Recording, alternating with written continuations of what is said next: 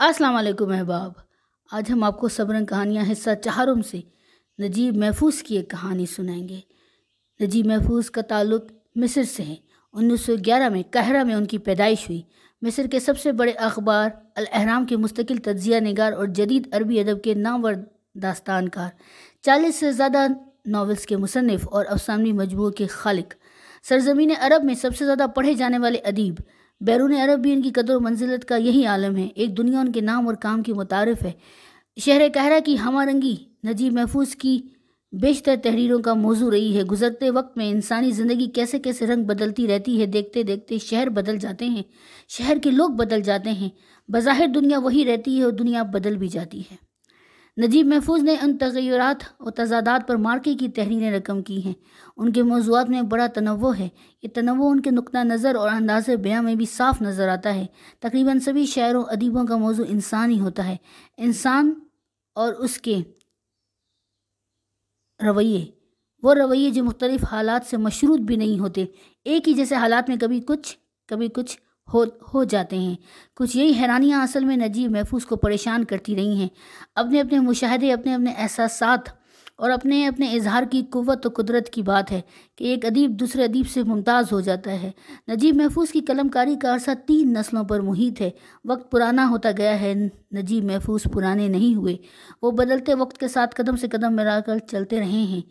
इनकी कुछ किताबें कारीन के लिए ममनू करार दी गई थी। 1944 में उनके खिलाफ फतवा भी सादिर कर दिया गया था। मिस्र के इस नादिर रोज़गार फसाना कार को उनके बेपनाह तख्लीकी कारनामों पर 1988 में अदब के सबसे बड़े एजाज़ नोबेल इनाम से मुशर्रफ किया गया था।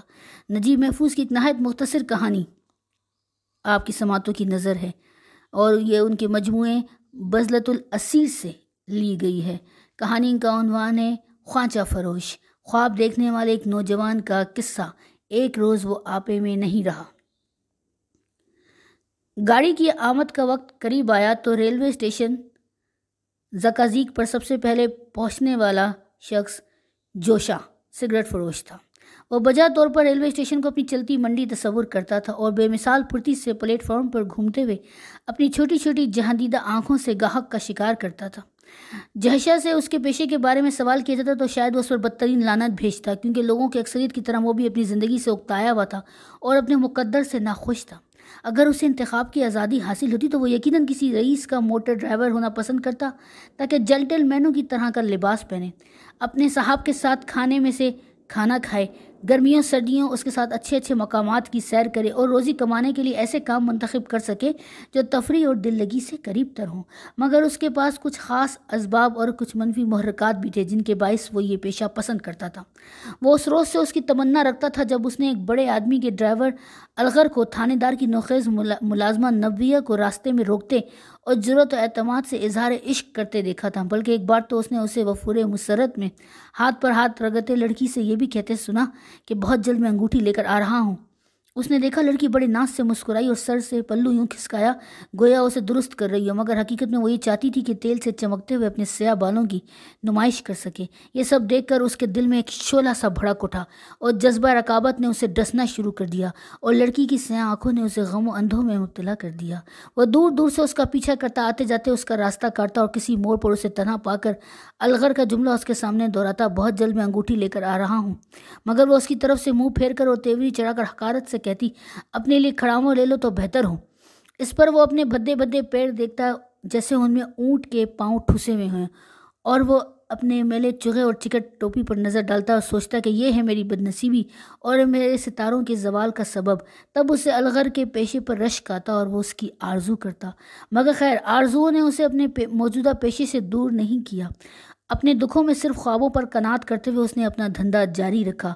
उस शाम उसने अपना ख्वांचा उठाया और आने वालों पर निगाह रखते हुए रेलवे स्टेशन ज़काज़ीक का रुख किया।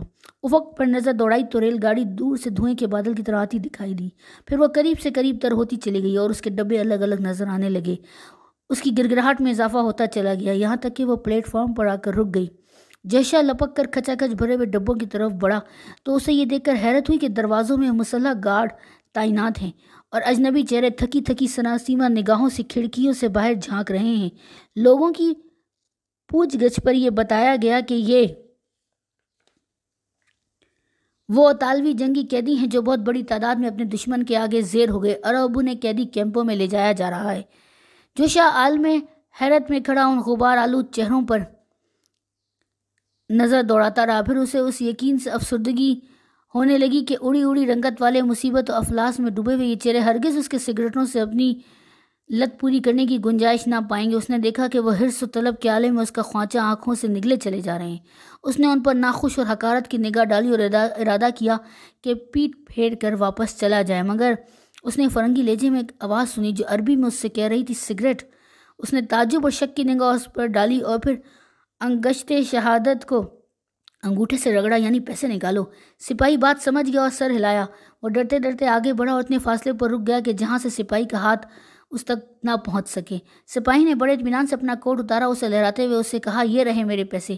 جوشا حیران ہوا اور پیلے بٹنوں والے خاکستری کوٹ کو حیرت اور حرص سے خوب نظر جما کر جانچا۔ اس کا دل دھڑک اٹھا، مگر وہ سادہ لو یا بدھو نہیں تھا، چنانچہ اس نے اپنے دلی جذبات پوشیدہ رکھے مبادا اطالوی کسی طمع کا شکار ہو جائے۔ اس نے ظاہری سکون برقرار رکھتے ہوئے سگریٹ کی ڈبیا دکھائی اور کوٹ لینے کے لیے ہاتھ بڑھایا۔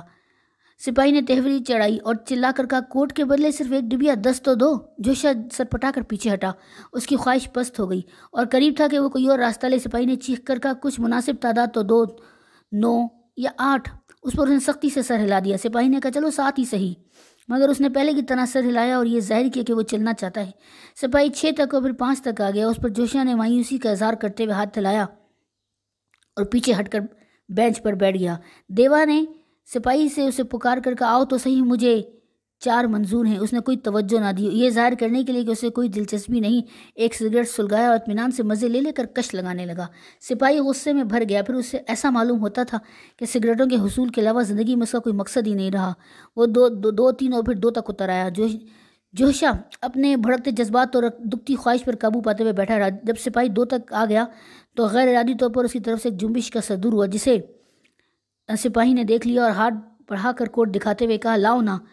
اب اسے اٹھنے کے سوا چارہ نہ رہا۔ وہ گاڑی کے قریب آیا، کوٹ لیا اور 2 ڈبیاں سپاہی کو دے دی اور خوشی اور اطمینان سے بغور کوٹ کا جائزہ لینا شروع کر دیا۔ اس کے ہونٹوں پر فتح مندی کی مسکراہٹ لو دے رہی تھی۔ اس نے خوانچہ بینچ پر رکھ کر کوٹ پہنا اور بٹن لگا لیے۔ وہ خاصا ڈھیلا معلوم ہوا، مگر اس نے کچھ پرواہ نہ کی اور خوشی اور فخر کے احساس سے پھولا نہ سمایا۔ خوانچہ پھر سے اٹھا کر اس نے عالم سرور میں اترا اترا کر پلیٹ فارم کے چکر لگانے شروع کیے۔ اس کی نگاہوں میں نبویہ کی صورت پھرنے لگی۔ اپنی چادر اوڑھے ہوئے وہ زیر رب بڑبڑایا، اب وہ مجھے دیکھے تو صحیح، ہاں آج کے بعد وہ مجھ سے بے اتنائی نہ کر سکے گی اور حقارت سے منہ موڑ لینا اس کے لیے ممکن نہ رہے گا۔ الغر کے پاس مجھ پر برتری جتانے کے لیے اب کچھ نہ ہوگا۔ مگر اسے یاد آیا کہ الغر صرف کوٹ ہی نہیں مکمل سوٹ پہنتا تھا، سو پتلون کا کیا انتظام ہو۔ وہ دیر تک سوچتا رہا اور قیدیوں کی گاڑی کی کھڑکیوں سے جھانکتے سروں پر ایک معنی خیز نظر دوڑائی۔ خواہش نے اس کے دل میں پھر چٹکی لی اور اس کی طبیعت پرسکون ہوتے ہوئے پھر اضطراب کا شکار ہو گئی۔ وہ گاڑی کی طرف بڑھا اور دل مضبوط کر کے آواز لگائی، سگریٹ سگریٹ، ایک ڈبیا پتلون کے بدلے، جس کے پاس پیسہ نہ ہو پتلون کے بدلے ڈبیا۔ اس نے دوبارہ 12 ہانک لگائی، پھر اسے اندیشہ ہوا کہ شاید اس کا مطلب ان کی سمجھ میں نہ آئے، چنانچہ اس نے سگریٹ کی ڈبیا ہلاتے ہوئے کوٹ کی طرف اشارہ کرنا شروع کیا جو وہ پہنے ہوئے تھا۔ اس اشارے کا خاطر خواہ اثر ہوا، چنانچہ ایک قیدی جھٹ اٹھا اور اپنا کوٹ اتارنے لگا۔ جوشا نے لپک کر توقف کرنے کو کہا اور پتلون کی طرف اشارہ کیا کہ اسے یہ مطلوب ہے۔ قیدی نے بے پرواہی کے انداز میں کندھے اچکائے اور پتلون اتار دی۔ اس طرح تبادلہ مکمل ہو گیا۔ جوشا نے پتلون کو مضبوطی سے گرفت میں لیا اور خوشی سے دیوانہ ہو گیا۔ پلٹ کر اس پہلی جگہ پر آیا اور پتلون پہننے لگا۔ اس میں 1 منٹ سے بھی کم لگا اور وہ مکمل اطالوی سپاہی بن گیا۔ بھلا اب کیا کسر رہ گئی تھی، مگر افسوس یہ قیدی سروں پر ٹوپیاں نہیں پہنتے، پاؤں میں بوٹ ضرور پہنتے ہیں۔ چنانچہ الغر کی برابری کرنے کے لیے جو اس کے لیے سہانے روح بن گیا تھا، بوٹ کے بغیر گزارا نہ تھا۔ اس نے خوانچہ اٹھایا اور لپک کر صدا لگاتے ہوئے گاڑی کی طرف آیا، سگریٹ بوٹ کے بدلے ڈبیا، بوٹ کے بدلے ڈبیا۔ اس نے بات سمجھانے کے لیے پہلے کی طرح پھر اشارے سے کام لیے، لیکن اس سے پہلے کہ نیا گاہک ہاتھ آ سکتا، گاڑی نے روانگی کی سیٹی بجا دی، جس سے محافظ دستے کے تمام سپاہیوں میں چوکسی کی لہر دوڑ گئی۔ دھوئیں کے بادل ریلوے اسٹیشن کے اطراف و جوانب پر چھائے ہوئے تھے، رات کا پرندہ فضا میں منڈلا رہا تھا۔ جوشا دل میں کسک اور آنکھوں میں حسرت اور جھنجھلاہٹ لیے کھڑا تھا۔ جب گاڑی حرکت میں آ گئی تو اگلے ڈبے میں سوار ایک محافظ کی نگاہ اس پر پڑی۔ اس کے چہرے پر غصے کے آثار نمودار ہوئے اور اس نے پہلے انگریزی اور پھر اطالوی میں چیخ کر کہا، جلدی کرو، سوار ہو جاؤ اور قیدی اس کی بات جوشا کی سمجھ میں نہ آئی۔ اس نے دل ہلکا کرنے کے لیے تمسخر کے سے انداز میں اس کی حرکات و سکنات کی نقل اتارنی شروع کر دی۔ اسے اطمینان تھا کہ وہ اس کی دسترس سے دور ہے۔ محافظ ایک بار پھر چلایا جبکہ گاڑی رفتہ رفتہ دور ہوتی جا رہی تھی۔ سوار ہو جا، میں تجھے وارننگ دیتا ہوں، سوار ہو جا۔ جوشا نے حقارت سے منہ چرایا اور اس کی طرف سے پیٹ پھیر کر چلنے کا ارادہ کیا۔ محافظ نے دھمکی کے انداز میں بائیں ہاتھ کی مٹھی بھینچی اور بے خبر لڑکی کی طرف بندوق تان لی اور گولی چلا دی۔ گولی کی سنسناتی گونج سے کان بند ہو گئے اور پھر درد اور خوف کی ایک چیخ سنائی دی۔ جوشا کا جسم وہیں کا وہیں اکڑ کر رہ گیا۔ خوانچہ اس کے ہاتھ سے چھوٹ کر گر پڑا۔ سگریٹ اور ماچس کی ڈبیاں بکھر گئیں، پھر وہ منہ کے بل گر کر ٹھنڈا ہو گیا۔ افسانے کا اختتام۔ بہت بہت شکریہ۔